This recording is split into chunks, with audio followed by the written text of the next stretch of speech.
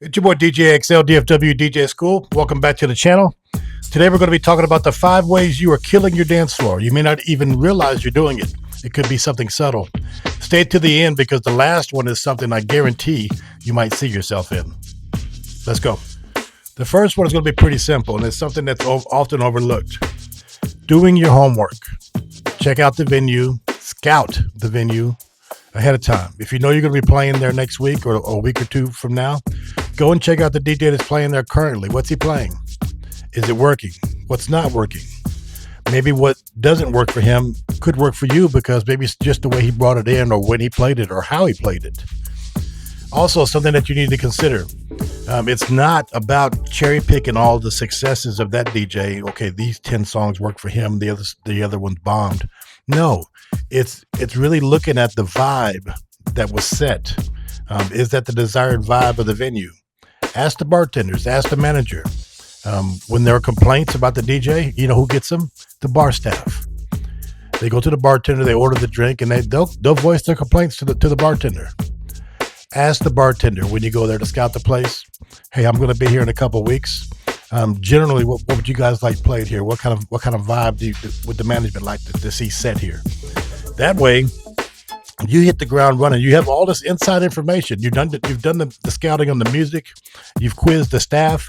When you come to the establishment the next week, you know pretty much how to hit the ground running, and you know what pitfalls to avoid as well. So, number one, scout the venue. Know the crowd that you'll be playing for, and also challenge them. Just because they didn't dance to this or didn't dance to that, the next week doesn't mean that you can't make it work. So, like I said, do your homework. Number two is using the microphone.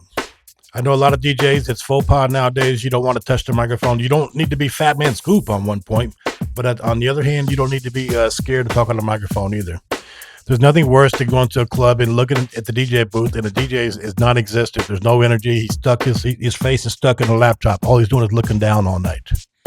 Engage with the crowd. This helps you in a couple different ways. It helps, number one, it helps you brand yourself.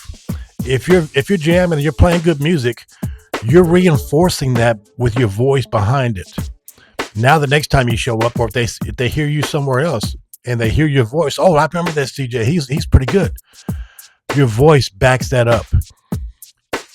There are birthday shout outs that need to be made. There are drink specials that need to be made. There are special club announcements that need to be made, whether it's upcoming events or et cetera, et cetera. There's things that you can be done on the microphone. Also, at certain times of the night, the crowd has the energy on their own.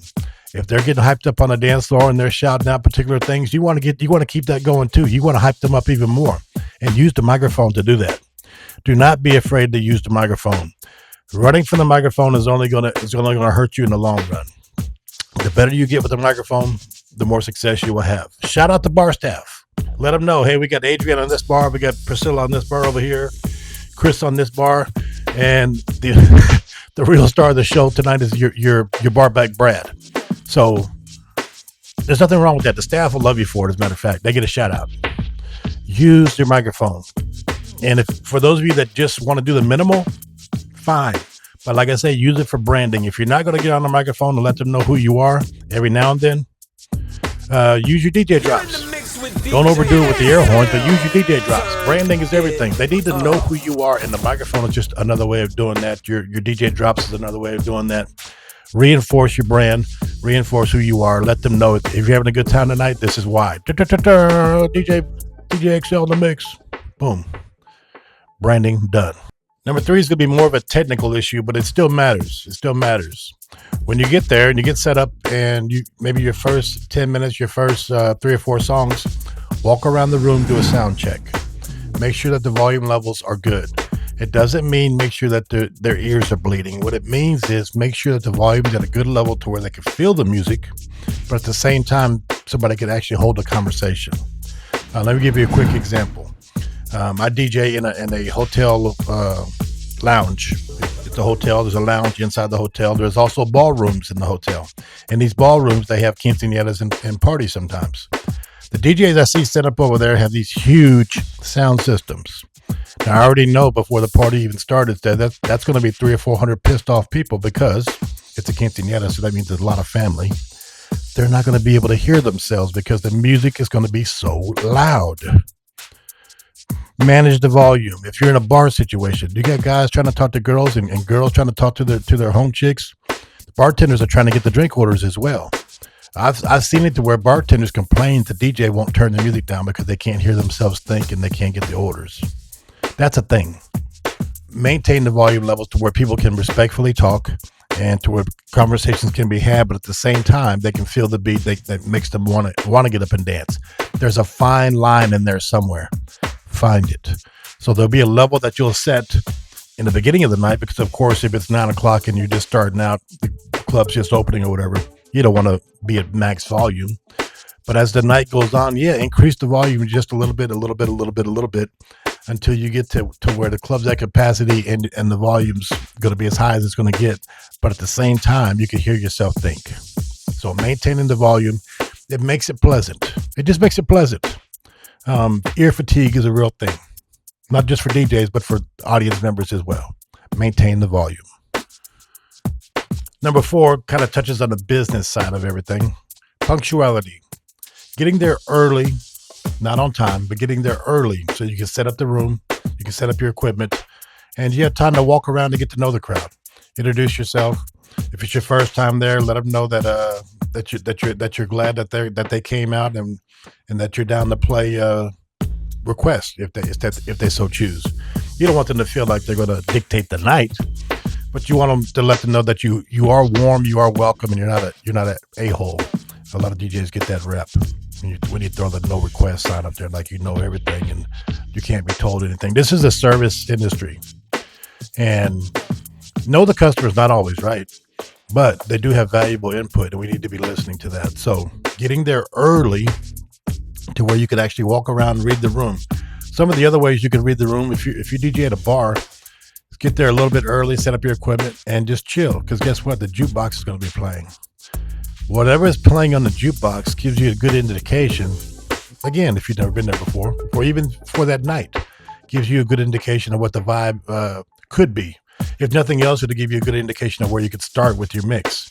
If you notice that the past 5 songs have been R&B, Usher type stuff, or you know what I'm talking about. So you know that you can start with that vibe. Or if you notice that the music's been everywhere, one song's Led Zeppelin, the next one might be Usher, the next one might be country.